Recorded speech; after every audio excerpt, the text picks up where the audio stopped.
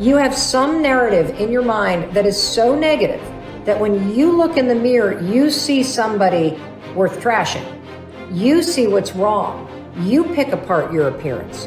And I want to reverse that, because here's the deal about self-confidence. Self-confidence begins with you.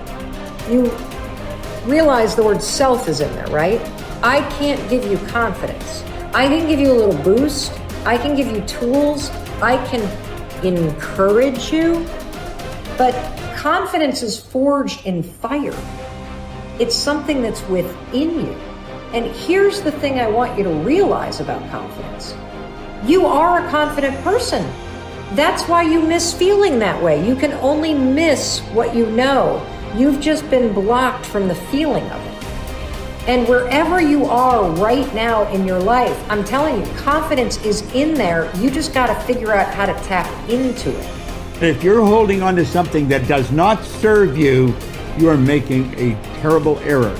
It's going to cause all kinds of problems. You may blame other people or other things. You may blame the situation. It's you are the cause of the problem. The man that told me to pick up this book and read it, Ray Stanford, he had a saying. He used to say to me, Bob, you're the only problem you'll ever have, and you're the only solution. I think it might have taken me 5 years to understand it. But I do understand it. And you know something? I am the only problem I'll ever have, and I am the only solution. Don't hold on to anything that is not serving you. Reject it. You know the beautiful part about having an inductive reasoning factor? That's the part that chooses thoughts. You can accept or reject.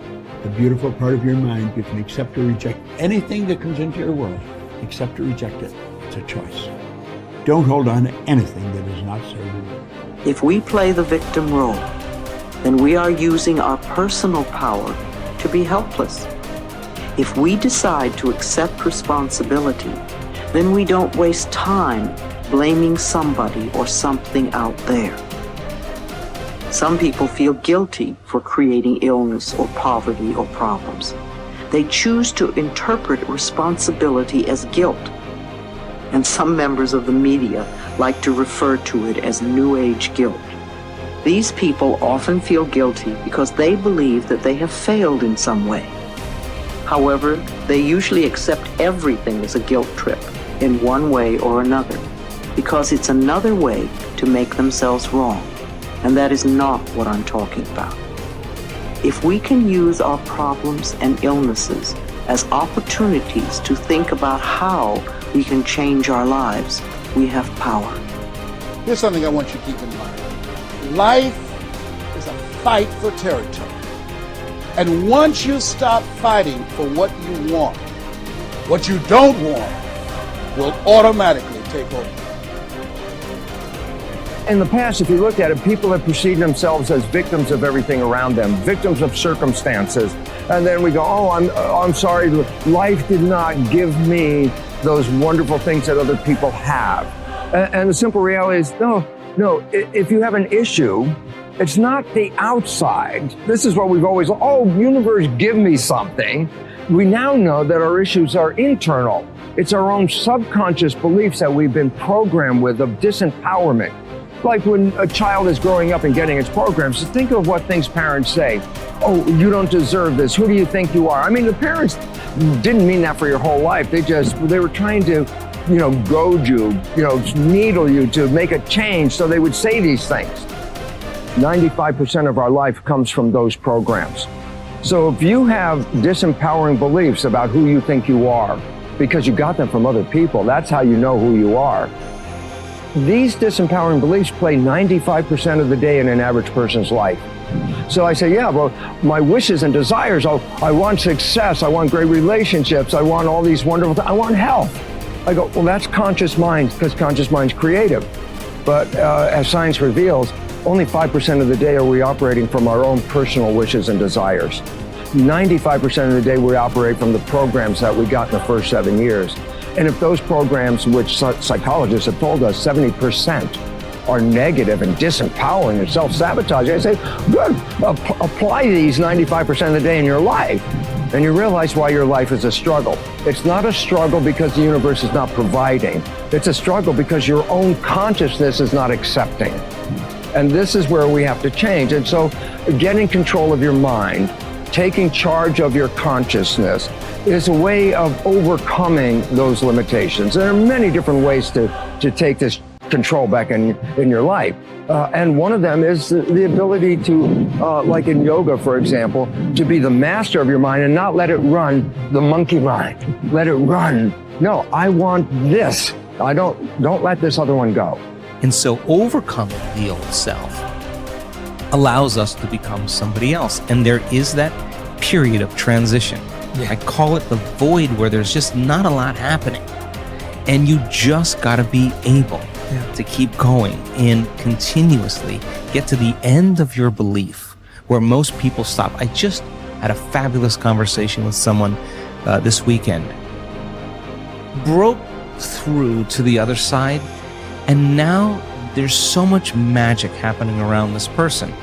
But she's worthy now to receive it. And that is the key, because the universe only gives us what we think we're worthy of receiving. So we got to become initiated into this and understand it. Thousands of years of programming that says that we have to change things matter to matter, in three-dimensional reality. And it will take time, but to begin to connect to that resource called the quantum field and create from the field instead of from matter, there's a lot of unlearning that has to go on. You have to really begin to mentally rehearse.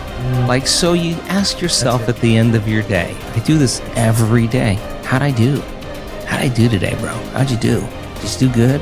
Where'd you fall from grace? What was it that caused you to go unconscious for the rest of the day? What was that moment? Now, if you're a student of life, you'll begin to contemplate, well, it was that person that said that thing, then I reacted, or I got this email, or things didn't go my way, and I started feeling angry or frustrated or fearful.